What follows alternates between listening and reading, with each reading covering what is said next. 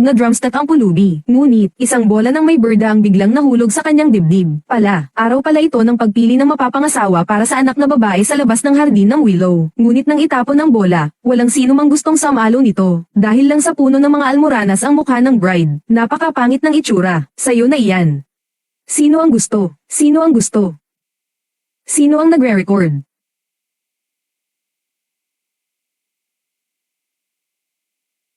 Uy, tingnan ninyo. Aba, ang bola ay napulot pa talaga ng isang pulubi. Ha ha ha. Pangit na babae, pulubi ang kapares. Bagay na bagay. Oo nga, ha ha ha. Bagay na bagay. Kahit pulubi pa, hindi naman siguro magugustuhan ng isang pangit na babae na tulad ko. Kumusta na ang pakiramdam mo? Uy, Shaoli. Anong nakakatawa? Ang bola ng seda, sinayaw ko na. Hindi niya ako tinanggihan. Ang Ginoo, nandito na. Uy, binata. Dahil tinanggap mo na ang aming bola ng pamilya Leo. Hindi ka namin pababayaan ng pamilya Leo. Ano ang iyong pangalan? Pwede po bang makakain muna ako ng masarap, miss? Seryoso ka bang gusto mo siyang pakasalan? Oo nga, mahirap at pangit pa. Binibini, paano naman po magiging asawa ang isang pulubi? Ama, ipapakain muna po natin siya. Sa ayos niya ngayon, hindi naman talaga angkop. Dalhin na muna natin siya pababa para makakain. Maligo ka muna at magpalit ng malinis na damit. Ang ibang bagay ay pag-usapan na lang natin mamaya.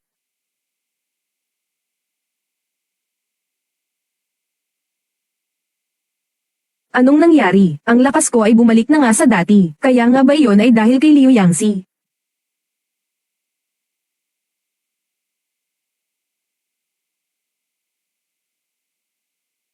Ay ikaw ang pulubi na nakahawak kanina sa bola. Ako ito, ikaw. Ano ang pangalan mo? Ang pagkatao ko bilang prinsipe noon ay hindi dapat madaling ibunyag ngayon. Mag-imbento muna tayo ng isang kwento para makalusot. Ako si Wang Teng. 20 taong gulang na ako. Mula sa isang liblib na nayon, tumakas kami patungong Jiangnan dahil sa taggutom. Namatay na ang lahat sa aking pamilya. Hanggang ngayon ay hindi pa ako nag-aasawa. Mas mabuti po kung masdan ninyo muna ang aking mukha, Ginoo, bago kayo magdesisyon. Kung ayaw ninyo, ako, si Liu Yan, isang artista, ay nag-aalok ng 100 tael na ginto bilang regalo upang hayaan kang umalis. Hindi ko po ito itatago sa inyo, Ginoo. Pangit po ako mula pagkabata. Ang aking mukha ay puno ng mga marka ng kapanganakan. Kaya naman hindi pa ako nag-aasawa kahit malapit na akong mag-20. Kung ayaw ninyo sa akin dahil sa pangit ko, Ginoo, hindi ko po kayo pipiliting pakasalan ako. Kahit na maraming taon na akong nakakasama ng binibini. Pero sa tuwing nakikita ko siyang tinatanggal ang kanyang belo, nakakatakot pa rin siya. Nako, sino ba naman ang hindi sisang-ayon? Binatawang, dahil sinabi na ng anak ko. Kung ayaw mo siyang pakasalan, hindi kita pipilitin. Binatawang tong. Mayroon ka pang isang Panginoon. Iyon ay ang mga kasapi ng alyansa. Iyon ba ang leader ng Killing Pavilion, si Ginang Hanyan? Ang babaeng may pinakamagandang mukha sa Jiangnan. Ang lalaking ito, dadalhin ko siya ngayon. May kahulugan ba ito sa iyo? Sa tingin mo, ano kaya ang pipiliin ni Wang Teng? Magagawa kaya niya? Kailangan pa bang itanong yan? Tingnan mo si Ginang Hanyan, ang ganda-ganda niya. Para siyang anghel na bumaba sa langit. Pero ang ating dalaga. Dumating si Ginoong Han Yuan para agawin ang mapapangasawa. Masyado ka nang mapangapi. Hindi pa naman kami kasal. Hindi ka bagay sa kanya. Sa kapangyarihan ba? Katayuan, o kagandahan? Sa pera, wala kang panama sa akin. Sumabay ka sa akin, magiging akin ang magandang babae. At ang kapangyarihan ay nasa aking mga kamay. Matalino ka naman. Walang ibang sagot. Ang ganda ng ating binibining anak, alam na ng kahit sinong lalaki kung sino ang pipiliin. Anak, bumitaw ka na. Talagang hindi tayo makakapareho kay Ginoong Hanyan, binatawang. Sumama ka na sa kanya. Hindi kita sinisisi. Sino ba yung tao na yun? Ganyan naman talaga siya palagi. Anong nangyari? Bilis, tulungan natin. Kuya Cho, inaangkin mo ba ang pagliligtas sa iyo? Ayaw kong ituring ang kabutihan bilang utang na loob. Binibining Leo, wala akong kapangyarihan at impluensya. Walang makapangyarihang angkan ang pamilya ko. Hindi ko kayang tulungan ang aking sarili. Ganito ako kawawa, walang-wala. Ikaw.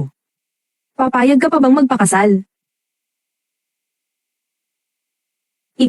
Ikaw ang pumili sa kanya, hindi sa akin. Siya pala ang pinili niya. Ako. Oo, pumapayag ako. Kung gayon, papakasalan ko si Aling Leo. Simula ngayon, tayo na habang buhay.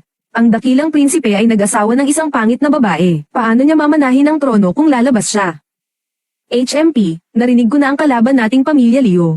Ang kanilang anak na babae na si Liu Yangxi ay ikinasal na. Nakakatawa, kahit ang isang pangit na babae ay nakapag-asawa. Ang talino talaga ng ate ko. Naguguluhan lang talaga ang prinsipe sa ngayon. Basta't nandito lang tayo sa tabi ng prinsipe. Hindi natin kailangang matakot na hindi niya tayo kakailanganin. Isang pagyuko sa langit at lupa. Hindi ba't pera lang naman talaga ng pamilya Liu ang habol niya? Kung si Liu Yanxi ay walang pera, tingnan mo ang pangit na itsura na ito. Gugustuhin mo pa kayang ipinta. Sa tingin ko, mas mabuting huwag magkaroon ng problema ang pamilya Liu. Kung hindi, tiyak na tatakas ang pulubi na ito. Pangalawang pagyuko sa mga magulang. Pagyuko ng mag-asawa. Bagong kasal, halika na't alisin mo na ang takip ng mukha ng iyong ikakasal, para makita natin kung gaano siya kaganda. Nako, masama ito. Dumating na ang mga tauhan ni Black Mountain Leopard.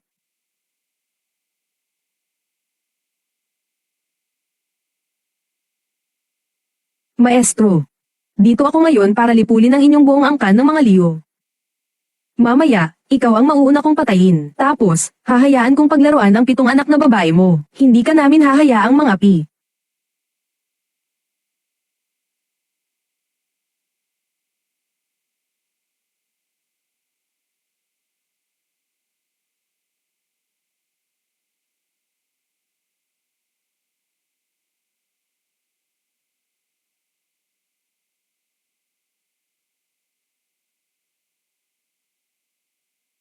Ginoo. Bago ang kamatayan, siya ang sumabak para sa akin. Pero paano niya lalabanan ang mga tulisan ng Black Mountain? Si Mang Yang ay sumabak nga at humarap sa pamilyang Liu laban sa Black Mountain. Array. Tunay ngang mapagmahal at matapat siya sa dalagang Liu. Kami pala kanina. Masyado kang madaling magduda. Ate, napakagaling ng mga tulisan sa itim na bundok, at ang prinsipe ay hindi naman marunong makipaglaban. Natatakot ako na hindi niya kakayanin. Sana nga hindi niya kakayanin, para mapilitan ang prinsipe sa isang mapanganib na kalagayan. Pagdating ng oras, ako na ang kikilos. Malalaman niya naman iyon. Sino ba talaga ang mas malakas sa dalawang grupo?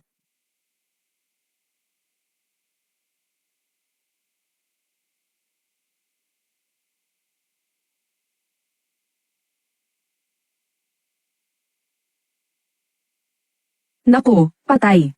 Pati si Master Zhang ng orihinal na Liklan ay kikilos na. Lagot na, lagot na. Kung sakaling makialam nga si Master Zhang, baka delikado. Sige, humanap ka ng kamatayan.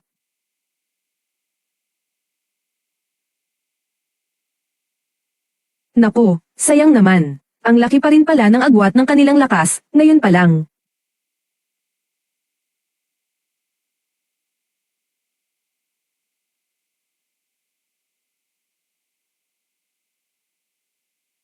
Sige. Sige. Ginang.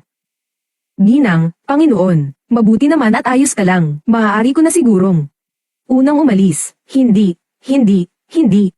Magpatingin tayo sa doktor. Magpatingin tayo sa doktor. Salamat, hindi mo ako kinaiinisan. Wala pang kailanman nagpakita ng ganito sa akin. Ganito, aking asawa, pakinggan mo ako. Sa buong buhay ko. Nakilala kita. Sa susunod na buhay, gusto pa kitang makilala at pakasalan.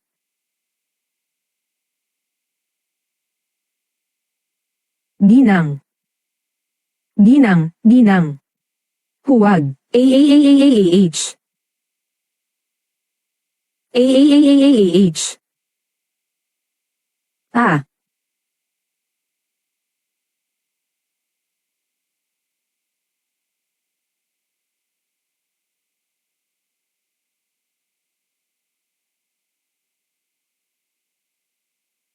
Ano ito? Anong nangyari?